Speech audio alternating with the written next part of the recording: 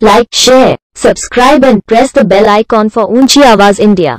नाजरीन, ऊंची आवाज इंडिया में आपका इस्तकबाल है। मैं हूं आपका मेज़बान इब्राहिम नफीस। कोरोना का कहर पूरी दुनिया पर तारी है और हर कोई इस कहर के आगे बेबस नजर आ रहा है। सुपर पावर ताकतें भी कुदरत की एक झटके के आगे खुद को बेबस महसूस कर रही हैं। हिंदुस्तान में यह वबा बहुत तेज़ी से फैलती जा रही है और कई ऐसे अहबाब हैं जो हमारे दरमियान आज नहीं हैं और सिर्फ इस कोरोना के खौफ ने उन्हें मौत के घाट उतार दिया। आज भी कई ऐसे हैं जो कोरोना से मुतासिर हैं और हॉस्पिटलों के बिल्स जमा करते करते अपनी पूरी जमा पूंजी ख़त्म करते जा रहे हैं। सरकारी तौर पर कई ऐसी स्कीमें हैं जो इलाज के सिलसिले में उन्हें मुफ्त फराहम की जा सकती हैं, लेकिन लाइल्मी की वजह से उसका फ़ायदा नहीं हो पाता। ERT नामी एक नौजवानों की तंजीम ने इस सिलसिले में कदम आगे बढ़ाया है और मुस्तहिकीन को फ़ायदा पहुंचाने की गर्ज से मुस्तकिल कई स्कीमों को मंजर पर लाने का बेड़ा उठाया है। चलिए जानते हैं इस सिलसिले में एक स्पेशल रिपोर्ट।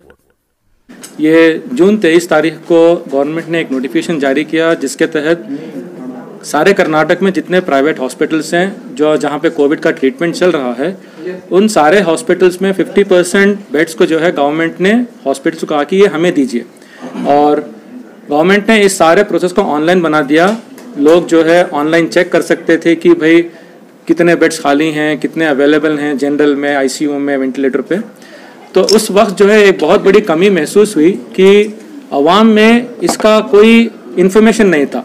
बिलखुसूस जो गरीब लोग हैं, जो बहुत ही एकदम उस तबके से आते हैं जिनको मालूम नहीं है कि प्रोसीजर क्या होता है, गवर्नमेंट स्कीम क्या होती है, उन लोगों को ये इन्फॉर्मेशन बिल्कुल मालूम नहीं था कि आप जो है बेंगलोर के टॉप प्राइवेट हॉस्पिटल्स में गवर्नमेंट कोटा के ज़रिए आप फ्री जो है ट्रीटमेंट ले सकते हैं। उस वक्त जो है इमरजेंसी रिस्पांस टीम बोल के एक व्हाट्सएप ग्रुप बनी और माशाल्लाह इस टीम में एक 6-7 नौजवानों ने अपने ऊपर जिम्मेदारी ली। 24 घंटे 24/7 इन नौजवानों ने जो है इतना ज़बरदस्त काम किया कि आज तक तकरीबन 400 से ज़्यादा लोगों को इन्होंने, इस टीम ने मिलकर गवर्नमेंट के बेड्स को उन्होंने गरीबों तक उसको मिलने के लिए आसानी फरमाई। हम गुजारिश करते हैं सारी अवाम से कि आप लोग इस स्कीम का भरपूर फ़ायदा उठाएं, क्योंकि अगर आप किसी भी अस्पताल में जाते हैं, उस अस्पताल में अगर आपका ट्रीटमेंट होता है कम से कम एक दिन का खर्च आपको 20,000 रुपये आएगा, और ये कोविड का ट्रीटमेंट हर हॉस्पिटल में कम से कम 5 से 7 दिन होता है। तो मामूली से बेड के लिए आपका खर्च जो है 1-1.5 लाख रुपये आएगा। अगर आप इस स्कीम के ज़रिए एक प्राइवेट हॉस्पिटल में आप गवर्नमेंट बेड के थ्रू जाके ट्रीटमेंट लेते हैं, आपको 1 रुपया भी देना नहीं है। इस स्कीम में वो कीमती इंजेक्शंस जैसे रेमडेसिविर, ये इंजेक्शन भी फ्री होते हैं। तो हम इमरजेंसी रिस्पांस टीम के ज़रिए तमाम पूरी कौम से गुजारिश करते हैं कि आप लोग जो है इस स्कीम का पूरा फ़ायदा उठाएं। तो हम लोग रेमडेसिविर वाइल्स करके एक 6 इंजेक्शंस आते हैं। तो कोई कोविड पॉजिटिव पेशेंट एडमिट होता है, तो अगर वो गवर्नमेंट कोटा से होता है तो BBMP खुद उनको 6 वाइल्स प्रोवाइड करती है। तकरीबन 4, 4.5, 5,400 तक एक इंजेक्शन पड़ता है वो, तो तकरीबन 30-32 हज़ार रुपये तक वो उसका कॉस्ट आता है। तो अगर आप BBMP के थ्रू जाएंगे, गवर्नमेंट कोटा के थ्रू जाएंगे, तो पूरे इंजेक्शन का जो कॉस्ट रहता है वो गवर्नमेंट स्पॉन्सर करती है, BBMP स्पॉन्सर करती है। लेकिन बहुत से ऐसे पेशेंट्स आ जाते हैं प्राइवेट हॉस्पिटल्स में, इनका एडमिशन हो जाता है, वॉक इन पेशेंट्स उनको बोलते हैं, प्राइवेट कोटा में एडमिट होते हैं। तो पूरा उसका जितना एक्सपेंडिचर रहता है, बेड्स का है, फार्मेसी का है, इंजेक्शंस का है, यह खुद पेशेंट को बेयर करना पड़ता है। तो उस पर 30-32 हज़ार का जो बोझ है वो हमारे ट्रस्ट के ज़रिए से उसको हल्का करते हैं। बहुत से लोग अप्रोच करते हैं, हमारी ERT ग्रुप को भी अप्रोच करते हैं।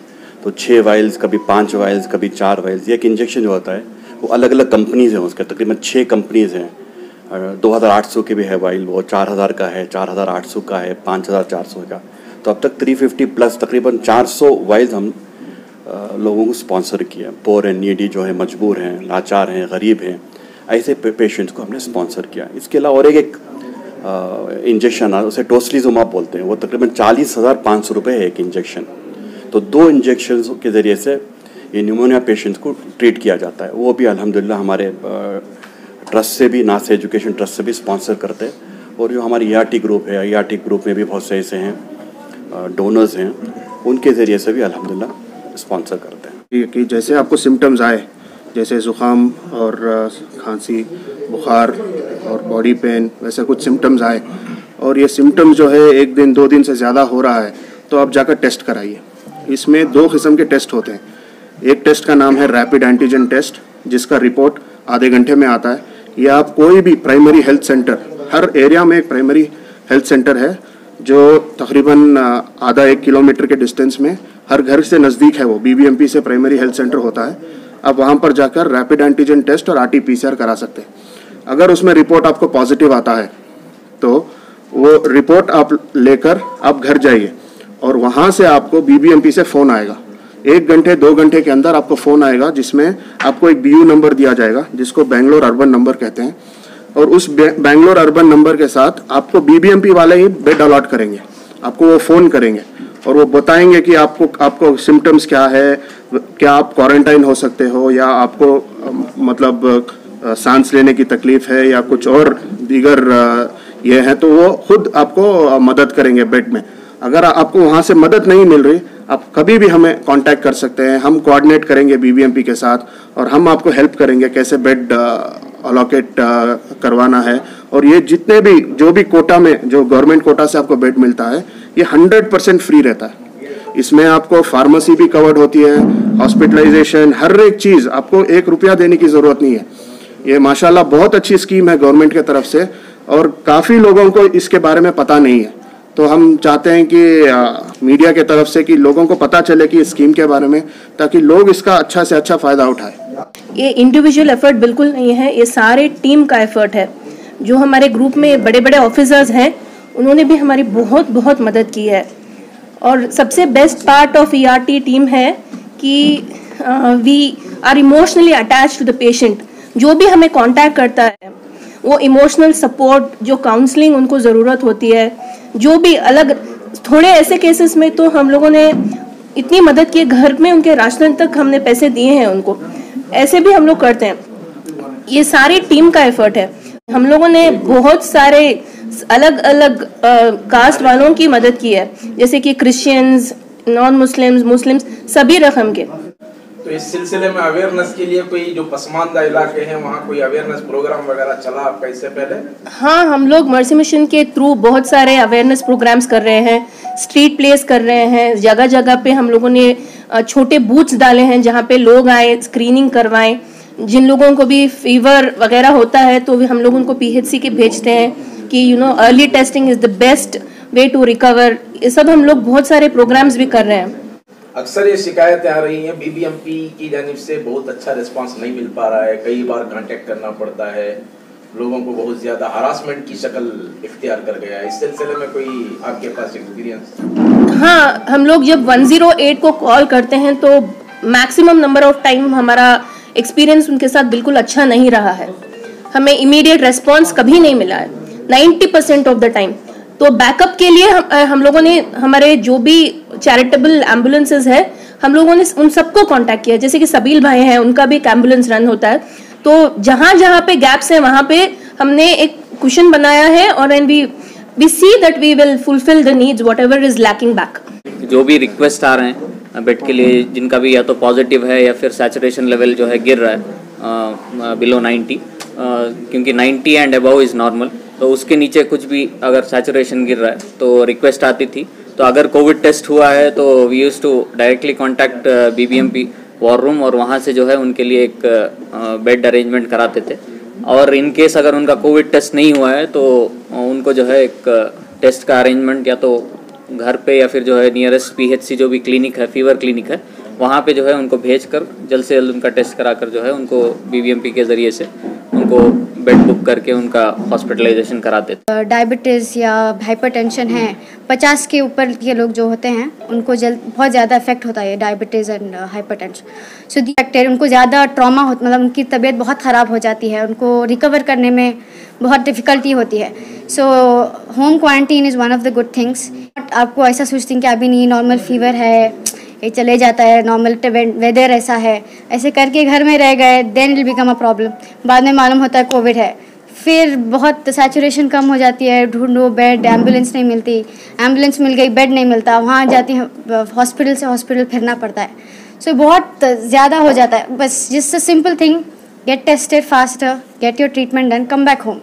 Particularly our community takes it very lightly कि हमें गुनाह नहीं कर कोई हमना नहीं होता, हमें मुसलमान हमना नहीं होता, हमें गोलियां खा लेते ही हमना क्या भी नहीं, ऐसा वैसा कुछ बोलते ही एंड वो एंड तक लेको आ जाते हैं, फिर प्रॉब्लम हो जाती है।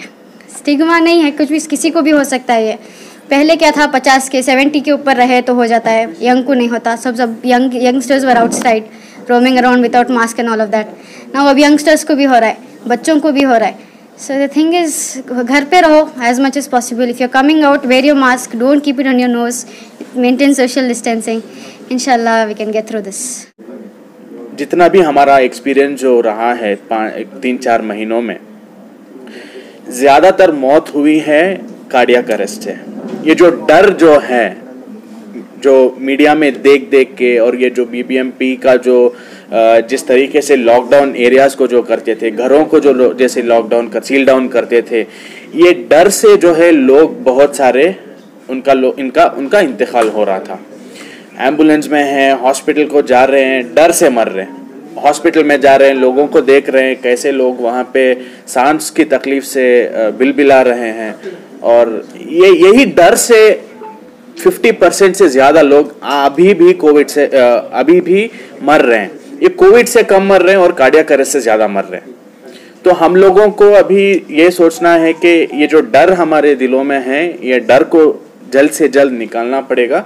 कोविड एक मामूली सी बीमारी है जो आपको लंग इन्फेक्शन होता है, आप इसका अगर जल्द से जल्द ट्रीटमेंट अगर करा लेते हैं तो इंशाल्लाह आप जल्द से जल्द ठीक हो जाएंगे। के लिए मसाजिद को इस्तेमाल किया जा सकता है, इस सिलसिले में कुछ पहल है?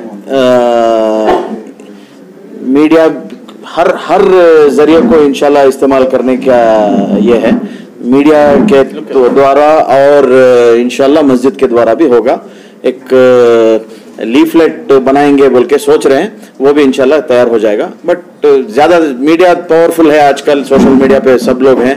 अगर आपके द्वारा ये मैसेज, अगर एक पेशेंट को भी मदद हो गया तो आज का ये जो जुड़ना है वो इंशाल्लाह वो कामयाब करके सोचेंगे।